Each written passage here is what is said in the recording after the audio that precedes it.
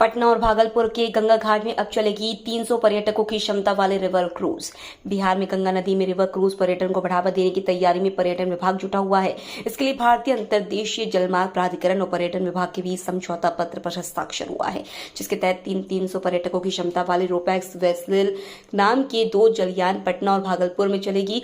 दोनों जलयान राज्य में क्रूज पर्यटकीय सुविधाओं के लिहाज से आकर्षण के नए केंद्र होंगे। पर्यटन निदेशालय सभागार में हुए एक कार्यक्रम में इस MOU पर पर्यटन विभाग के सचिव अभय कुमार सिंह की उपस्थिति में बिहार राज्य पर्यटन विकास निगम के प्रबंध निदेशक नंद किशोर और भारतीय अंतर्देशीय जलमार्ग प्राधिकरण के निदेशक KL रजक ने हस्ताक्षर किया। मुहर्रम को लेकर बिहार में अलर्ट, पुलिस कर्मियों की छुट्टी हुई रद्द। बिहार पुलिस मुख्यालय ने मुहर्रम को लेकर सभी जिलों में पुलिस प्रशासन को अलर्ट किया है। साथ ही इसके मद्देनजर सभी पुलिस कर्मियों की छुट्टियां भी 1 अगस्त तक के लिए रद्द कर दी गई है। जिला प्रशासन को अपने यहां थानावार शांति समिति की बैठक करने का निर्देश दिया गया है। मुहर्रम को लेकर संवेदनशील स्थलों को चिन्हित किया गया है। पुलिस मुख्यालय के निर्देश पर संवेदनशील जिलों में जिला बल के अलावा अतिरिक्त पुलिस बल की तैनाती की भी तैयारी की गई है। इसके लिए अतिरिक्त पुलिस बलों की उपलब्धता सुनिश्चित करने की प्रक्रिया अंतिम चरण में है।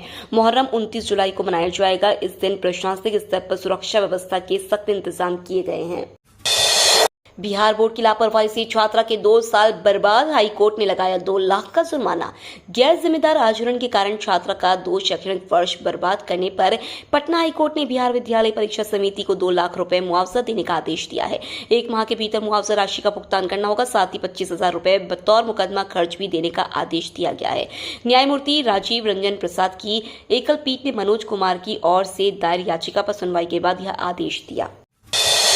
बिहार AIMIM विधायक के घर में मिले 50 से अधिक कोबरा सांप।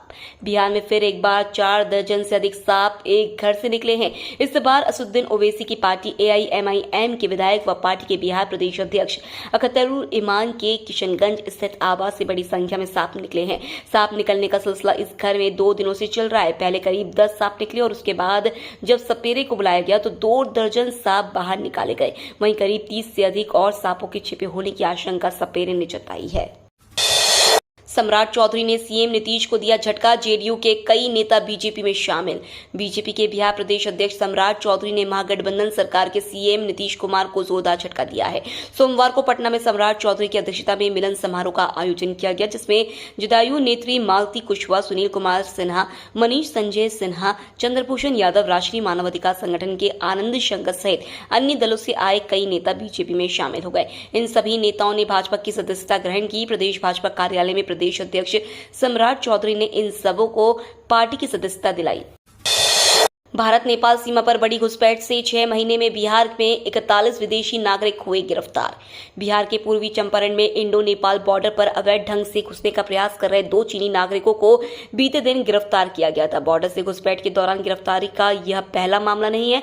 2023 यानी इसी साल बिहार पुलिस ने इमिग्रेशन, कस्टम व SSB के सहयोग से 12 देशों के 41 विदेशी नागरिकों की गिरफ्तारी बिहार में की है। इन सब के खिलाफ थाने में मामला दर्ज करते हुए उनको न्यायिक हिरासत के तहत जेल भेजा गया है। गरीबों मजदूरों के लिए फिर शुरू होगी श्रमिक स्पेशल एक्सप्रेस। मामूली किराए में कर सकेंगे सफर। ट्रेन में सफर करने वाले गरीबों मजदूरों के लिए अच्छी खबर है। भारतीय रेलवे श्रमिकों के लिए स्पेशल ट्रेन चलाने की योजना पर काम कर रहा है। ये ट्रेनें पूरे साल चलाई जाएंगी। नॉन AC जनरल कैटेगरी वाली इन ट्रेनों को उन शहरों के बीच चलाया जाएगा जहां श्रमिकों का आना जाना ज्यादा होता है। इन ट्रेनों में 22 से 26 कोच होंगे। इन्हें त्योहारी सीजन के बजाय पूरे साल स्थायी रूप से चलाए जाने पर विचार किया जा रहा है। केंद्र सरकार लोकसभा चुनाव से पहले ही इन ट्रेनों को चलाने पर काम कर रही है। गरीबों और श्रमिकों को ध्यान में रखते हुए इन ट्रेनों के टिकटों के दाम भी कम रखे जा सकते हैं। आज से बिहार बीजेपी की फोटो प्रदर्शनी लगाएगी। लाठीचार्ज से जुड़ी तस्वीरें। बीजेपी कार्यकर्ता विजय सिंह की मौत के बाद लगातार सियासत हो रही है। वहीं इस मामले में आज बिहार बीजेपी ने फोटो प्रदर्शनी लगाई है। फोटो प्रदर्शनी में बीजेपी लाठीचार्ज से जुड़ी तस्वीरें दिखाएगी। आज से शुरू हुआ ये कार्यक्रम 9 अगस्त तक चलेगा। इस दौरान जिला और मंडल मुख्यालय पर बीजेपी प्रदर्शनी लगाएगी।